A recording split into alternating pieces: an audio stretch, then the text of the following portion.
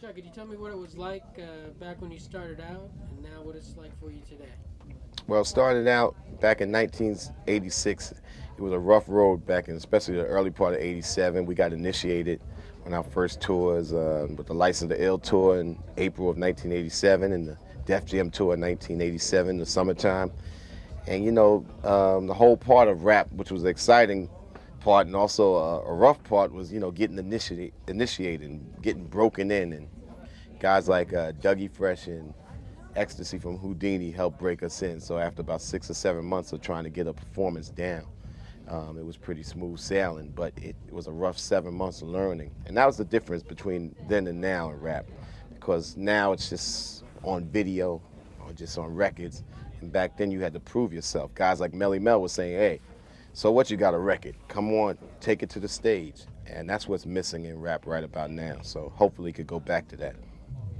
Tell me about what some of the favorite venues and cities to play in are for you. Well, we like the intimate and we like the big, and we like overseas. We played on 30 tours, which is I think a record on rap tours. We played in every single continent, 38 countries. Venues that went from Dodger Stadium down to Madison Square Garden, down to small places like the 930 Club in D.C. So we have a we have a ball wherever we play. We try to fit the venue like a jacket, you know.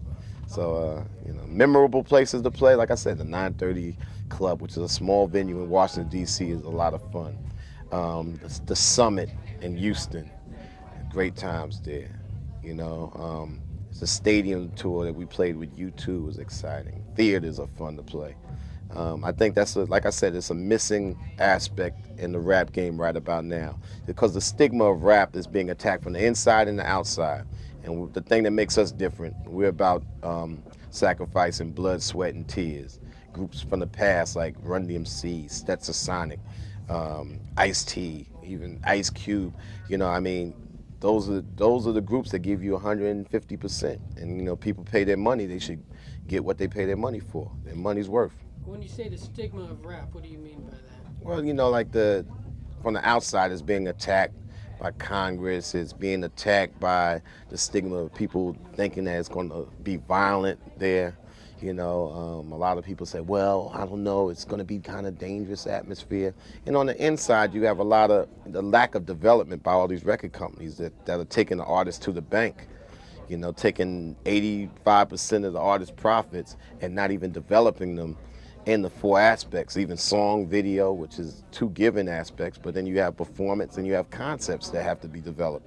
And those things are overlooked. So that's hurting.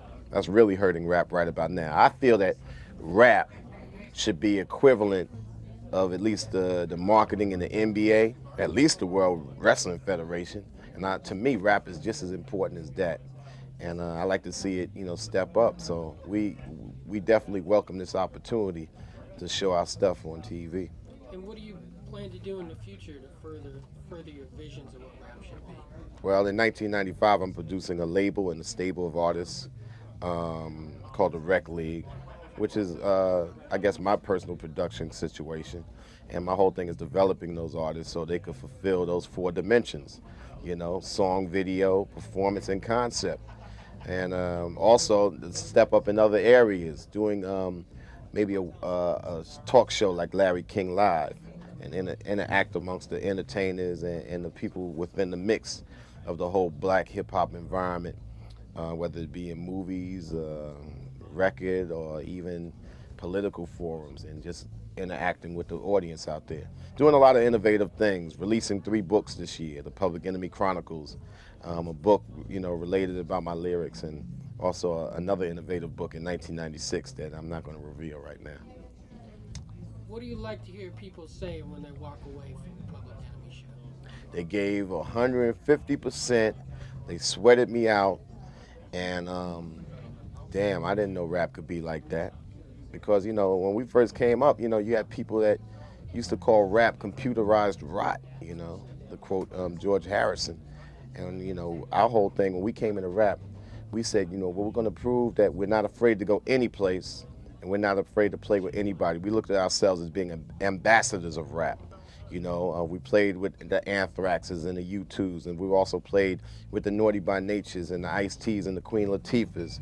We also played with the Sisters of Mercies of the world and European acts and African acts, and it's about what you represent. And we spent the last 7 to 8 years representing the art of hip hop.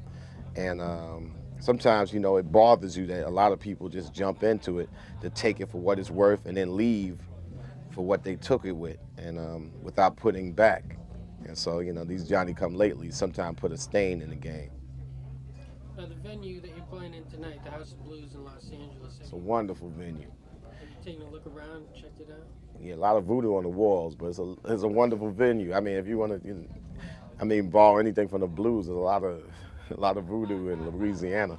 We played the House of Blues in New Orleans and had a great time there. And this place has just blown my mind. And it's like, it's the perfect venue to like get down. And you could get down and not worry about anything, disrupting your flow. So I mean, that's what we're all about, and we feel that performance in rap is a lost art. So we're going to show our tail and show people, all right, this is a taste of a rap act. Like I said, there's a handful of artists that can do it. Ice T is probably one of the best in the world, but he's under heralded.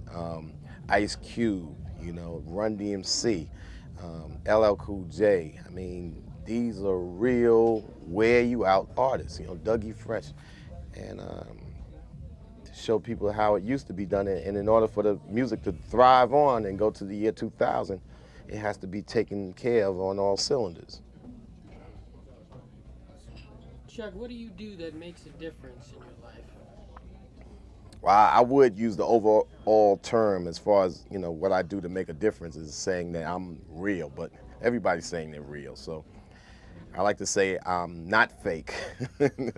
And when it comes down to working with your community, you try to go to all communities. I don't like to, and I tell people straight up, I don't appreciate a lot of the glorification of black on black violence through entertainment for the entertainment dollar. I just think that's BS, man. And I'll be the first to speak out against it. I go to jails and I tell people, no, it ain't fly being locked down. And it ain't fly, for black people shooting black people in the streets so everybody else could get their entertainment dollar off of it. I think that's stupid. And I think when it comes down to it, in another 4 or 5 years, you're going to see a lot more reality striking Hollywood or whatever, the record business, because, making fun of the reality or mocking the reality sometimes brings it closer to head. So, I mean, I don't want to predict things, but I just wish that people would lay off of the downside of all our realities and talk about some of the upsides. Because I think a lot of people just doing it just to make that buck, and they just not being real about it and saying, I'm doing it, because it's real. But yeah, everything is real. Hugging your mother is real. But be first to admit that a song about hugging your mother ain't gonna sell no records, and you have to get paid. And so, but if everybody does the same thing, the whole art goes down. And that's where it's at, and if the whole art of hip hop is just about, this person sold 4 million records and everybody else was trying to struggle for that, every year somebody's going to sell records. Every year somebody's going to sell CDs and tapes. But what's going to make it everlasting? What's going to be an institute for this art? What's going to consider this art to be considered an art? And it depends on its caretakers.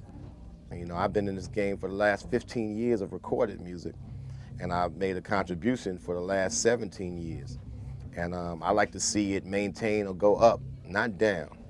And like I said, it's being eaten up by the inside and by the outside. The inside because of the lack of a development and lack of a developing mentality, and on the outside because of the stigmas attached to it.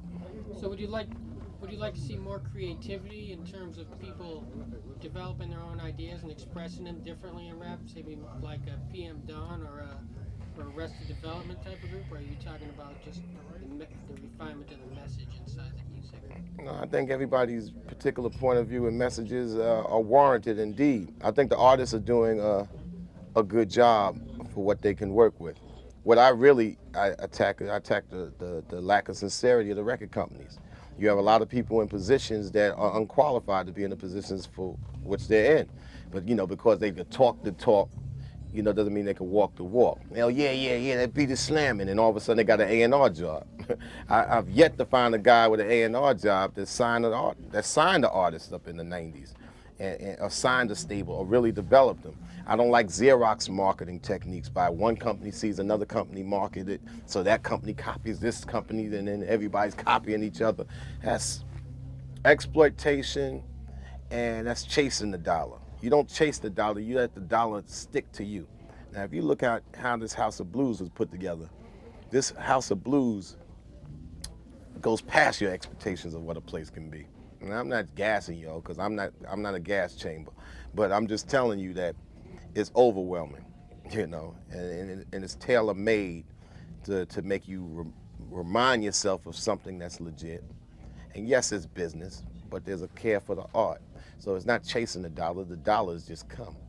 So that's what I like to see with rap music.